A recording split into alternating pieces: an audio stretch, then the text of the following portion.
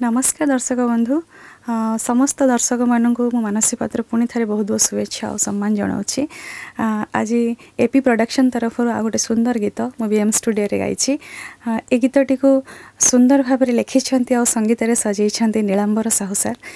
सबुठ बड़ कथा हूँ जेहेतु संगीतर कथा समस्त मन में नुआ प्रकार भावना थाए केमी गीतटी होमी गीतटी लिखाई बहुत सुंदर भाव में गीतटी होती तेणु समस्त अनुरोध समस्ते गीतटा को शुणु देखु या देखापी समस्ते ई न्यूज ओडिया को लाइक करंतु शेयर करंतु सब्सक्राइब करंतु बहुत बहुत धन्यवाद। नमस्कार मु नीलांबर साहू आज बीएम स्टूडियो रे एक सुंदर भावर गीतटी रेकर्डिंग है धो रे बैया धो जो गीतटी की मु निजे लिखी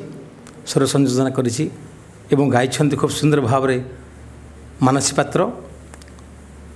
पुराणा कथा को नहीं पुराणा धर्मीय भावना नहीं गीतटी आपण मानक निश्चित भल लगे जब भल लगे लाइक करूँ शेयर करूँ आपण मानकर भल पाइबा दिंतु। जय जगन्नाथ।